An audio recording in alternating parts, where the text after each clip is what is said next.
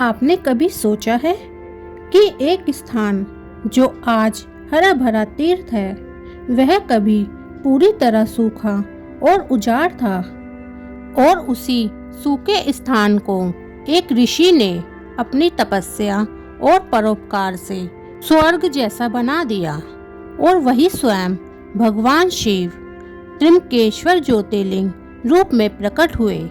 आज हम उसी पवित्र कथा को जानेंगे। हर हर महादेव। ऋषियों ने सूत जी से पूछा, हे सूत जी, त्र्यंबकेश्वर ज्योतिर्लिंग की उत्पत्ति कैसे हुई? तब सूत जी बोले, हे श्रेष्ठ ऋषियों, यह कथा पापों का नाश करने वाली है और इसे सुनने से मनुष्य को पुण्य की प्राप्ति होती है। अब मैं आप सभी को यह पवित्र कथा सुनाता हूँ। प्राचीन समय में एक महान ऋषि थे जिनका नाम था महर्षि गौतम। उनकी पत्नी का नाम अहल्या था जो अत्यंत धर्मपरायण थी। महर्षि गौतम दक्षिण दिशा में स्थित ब्रह्मगिरि पर्वत पर लंबे समय तक कठोर तपस्या करते थे। एक समय उस क्षेत्र में बहुत बड़ा संकट आ गया। वहां वर्षा होना बंद हो गई। लगातार 100 वर्षों तक बारिश नहीं हुई। धरती सूख गई, पेड़ पौधे नष्ट हो गए, जीव जंतु और मनुष्य सभी परेशान हो गए। चारों ओर केवल दुख और हाहाकार फैल गया। यह देखकर महर्षि गौतम ने सोचा, यदि जल नहीं होगा तो जीवों का जीवन कैसे बचेगा?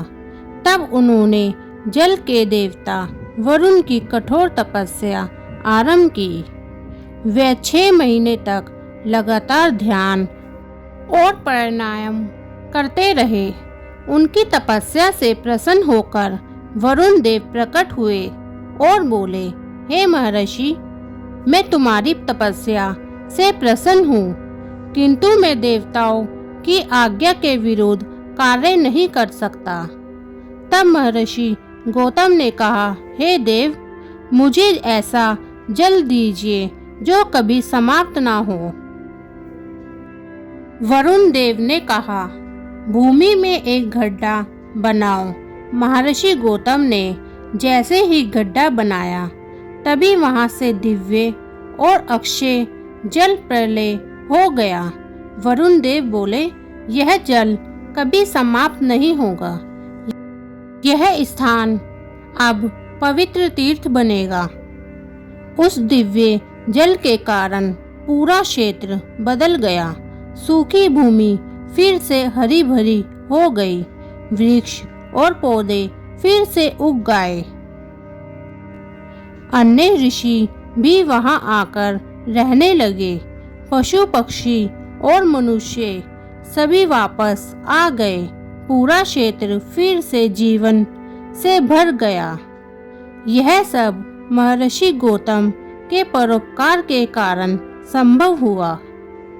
इसके बाद भगवान शिव स्वयं प्रसन्न हुए और वहां प्रकट होकर बोले, हे गौतम, तुम्हारी तपस्या और परोपकार से मैं प्रसन्न हूँ। अब ये स्थान त्र्यंबकेश्वर ज्योतिर्लिंग कहलाएगा। जो भी यहाँ श्रद्धा से दर्शन करेगा उसके सभी पाप नष्ट हो जाएंगे। यह थी त्र्यंबकेश्वर ज्योतिर्लिंग की दिव्य कथा, जहाँ एक ऋषि की तपस्या ने सूखी भूमि को जीवन से भर दिया और उसी स्थान पर भगवान शिव स्वयं प्रकट हुए।